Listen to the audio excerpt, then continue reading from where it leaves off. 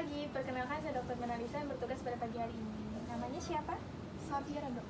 Safira. Usianya berapa? 15 tahun. 15 tahun. Pekerjaannya apa dia? Masih pelajar. Pelajar ya. Alamatnya di mana? Di Tanjung Sunan. Tanjung Sunan. Keluhannya apa? Di wajah saya timbul kemerahan. Di wajahnya timbul kemerahan. Di mana aja? Di pipi sama dekat mata. Di pipi sama di dekat mata ya. Selain kemerahan ada keluhan lain? Terasa gatal, kayak kering bersisik gitu. Terus ada benjolan bercak merah gitu. Dia terasa gatal, kering, kemudian bersisik, kemudian ada benjolan bercak-bercak kemerahan. Sudah berapa lama? Sekitar 1 mingguan. Sekitar 1 mingguan.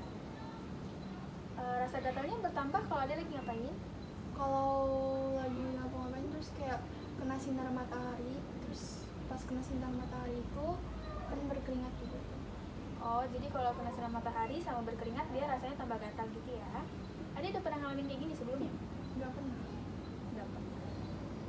Di keluarga Ade ada yang udah pernah ngalamin kayak gini atau lagi ngalamin kayak gini? Ada yang ngalamin? Ada kakak saya. Makanya ya.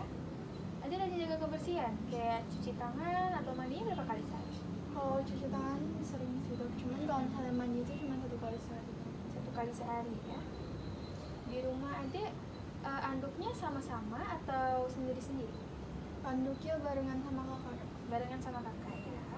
Di rumahnya ada hewan piaraan?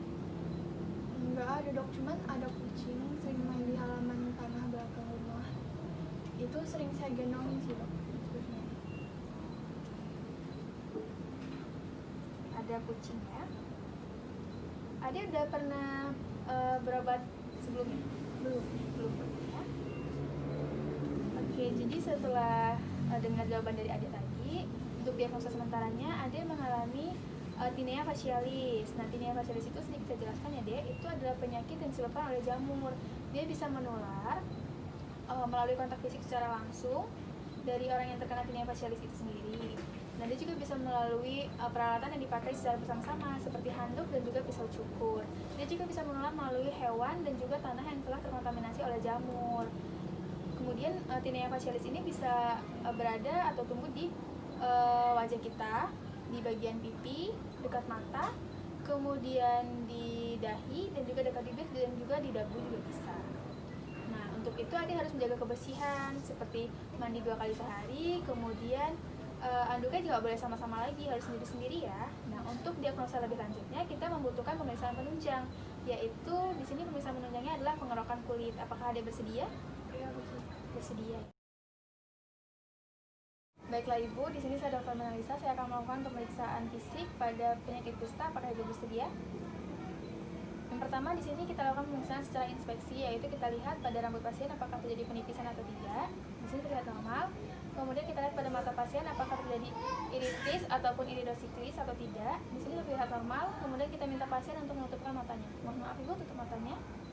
Di sini terlihat mata pasien menutup secara normal keduanya dan otot mata pasien masih terlihat normal. Buka matanya Bu. Kemudian kita lihat pada hidung pasien apakah terjadi perubahan atau tidak.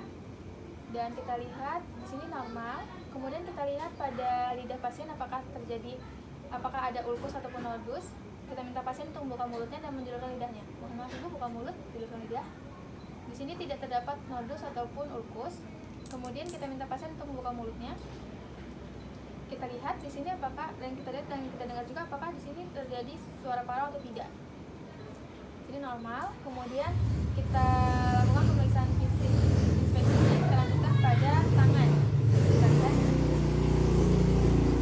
Kita lihat pada jari tangan apakah ada mutasi atau tidak. Apakah ada jari kiting atau tidak. Pada tangan bagian kanan terlihat normal. Kemudian pada tangan bagian kiri apakah ada mutasi atau tidak, apakah ada jari kiting atau tidak. Di sini terlihat normal. Kita lihat pada bagian bekas kusta, apakah terjadi atrofi, keriput, ataupun padat dan juga parasitis. Kemudian kita lihat pada kaki pasien apakah terjadi jari-jarinya terjadi jari kiting atau tidak. Coba lihat, maaf Ibu. Di sini pada jari kaki pasien terlihat normal pada bagian sebelah kanan. Mohon maaf Ibu, sebelah kiri. Pada jari kaki bagian kiri pasien juga terlihat normal, tidak terdapat jari kiting. Kemudian kita lakukan pemeriksaan secara palpasi. dimana kita mulai pertama pada pemeriksaan tangan, apakah ada ulkus ataupun nodus. Mohon maaf Ibu. Di sini normal. Kemudian kita lakukan pemeriksaan ulkus ataupun nodus pada bagian kaki. Mohon maaf Ibu. Normal. Kemudian kita lakukan pemeriksaan palpasi pada bagian leher, yaitu pada nervus auricularis magnus. Mohon maaf Ibu, tengok ke sebelah kanan. Tidak ada pelebaran nervus auricularis magnus. Mohon maaf Ibu, tengok sebelah kiri. Tidak ada pelebaran nervus auricularis magnus. Kemudian kita lakukan pemeriksaan pada nervus ulna. Mohon maaf Ibu. Tidak, apakah terasa Bu? Di sini tidak terjadi perubahan ataupun normal. Kemudian kita lakukan pemeriksaan palpasi pada peroneus lateralis. Mohon maaf Ibu. Apakah terasa? Apakah terasa Bu? Baiklah, selanjutnya setelah ini kita lakukan pemeriksaan fisik palpasi pada saraf sensoris, di mana pasien diminta untuk berbaring pada bed. Baiklah, di sini saya akan melakukan pemeriksaan sensoris, di mana yang pertama adalah sensoris raba. Saya akan menggunakan kapas yang sudah diruncingkan. Ibu, pejamkan matanya. Apakah terasa Bu? Terasa. Apakah terasa? Terasa. Terasa Bu? Terasa. Normal.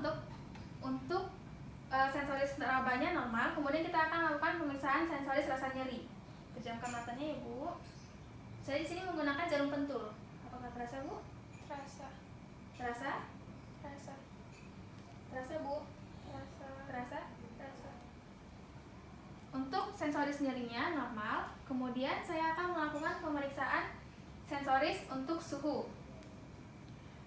Di sini saya ada suhu panas dan juga suhu dingin. Apakah terasa Bu? Terasa panas. Terasa panas. Apakah terasa Bu? Terasa dingin. Terasa dingin. Baiklah, untuk sensoris rasa juga masih normal. Baiklah, di sini kita akan melakukan tes otonom, di mana kita berikan lingkaran pakai pena pada bagian kusta pasien. Jika hilang dalam beberapa menit, maka normal. Kita berikan lingkaran. Jika hilang dalam beberapa menit, karena adanya keringat dari tangan pasien, berarti normal. Di sini normal.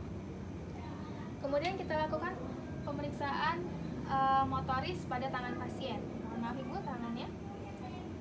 Kita minta pasien untuk membuka jari kelingkingnya dan tahan ya Bu. Di sini normal. Kemudian kita minta pasien untuk mengangkat ibu jarinya. Angkat gini Bu, tahan ya Bu. Normal. Kemudian kita minta pasien untuk mengepalkan tangannya. Kepal gini Bu, ini tahan. Tahan begini Bu. Tahan, kita gerakan normal. Kemudian kita lakukan pemeriksaan motoris pada kaki pasien. Maaf Ibu, kakinya bisa ditahan ke atas. Normal. Bisa digerakkan ke kanan kiri Bu. Kiri. Tahan ya Bu. Normal. Baiklah, pemeriksaan fisik di sini sudah selesai. Apakah ada yang ingin Ibu tanyakan? Baiklah. Assalamualaikum warahmatullahi wabarakatuh. Di sini saya akan menjelaskan tentang beberapa pemeriksaan penunjang. Yang pertama ada pemeriksaan penunjang pada jamur, kemudian bakteri, virus, dan juga parasit. Yang pertama di sini ada pemeriksaan penunjang pada jamur. Yang pertama ada KOH, kemudian sampelnya ada kulit dan juga rambut. Ada KOH 10% dan kuku KOH 20%. Kemudian cara pemeriksaannya, lakukan pengambilan sampel secara steril dengan kerokan dari atas ke bawah. Selanjutnya letakkan pada kaca objek. Kemudian kita teteskan KOH pada kaca objek, kemudian hangatkan pada bunsen beberapa detik. Kemudian pada mikroskop ditemukan gambaran hifa dan juga spora. Ini adalah tampak hifa memanjang pada dermatofita. Kemudian ada pemeriksaan penunjang untuk bakteri. Di sini ada jenisnya yaitu pewarnaan Ziel-Nielsen. Kemudian untuk sampelnya yaitu kulit. Cara pemeriksaannya ada leprai. Yang pertama kita lakukan kerokan insisi pada 3 tempat berbeda secara steril. Lesi paling aktif, kemudian helix auricula, regiodigitimanus. Kemudian yang kedua, fiksasi kulit dengan bantuan 2 jari pemeriksa. Yang ketiga, lakukan insisi sedikit, kemudian ataupun tidak sampai berdarah. Lalu lakukan kerokan untuk mendapatkan cairan ataupun jaringan dan letakkan pada kaca objek. Kemudian kita lakukan pewarnaan Zell-Nelson. Ini adalah gambar dari Mycobacterium leprae. Kemudian di sini ada pemeriksaan penunjang virus. Di sini ada jenis Zhang test. Sampelnya kerokan kulit lesi. Kemudian cara pemeriksaannya, lakukan sterilisasi pada lesi, kemudian pecahkan vesikel secara perlahan. Kemudian kita lakukan kerokan pada bagian lesi luar yang telah dipecahkan, lalu letakkan pada kaca objek. Kemudian kita teteskan Giemsa selama 30 menit. Kemudian kita lakukan pengamatan pada mikroskop. Ini adalah tampak sel datia berinti banyak pada bagian yang di lingkar merah. Kemudian di sini ada pemeriksaan penunjang parasit, di mana sampelnya adalah kerokan lesi kulit.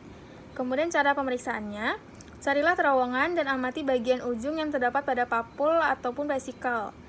Kemudian papul ataupun vesikel tersebut dicongkel dengan jarum dan diletakkan pada kaca objek dan ditutup dengan kaca tertutup. Kemudian kita amati di bawah mikroskop. Ini adalah tampak tungau dan juga telur seperti yang kita lihat di gambar ini. Dia terdapat pada infeksi yang diakibatkan oleh parasit. Baiklah, sekian yang dapat saya sampaikan mengenai beberapa pemeriksaan penunjang. Lebih dan kurangnya saya mohon maaf. Saya akhiri. Wassalamualaikum warahmatullahi wabarakatuh. Terima kasih.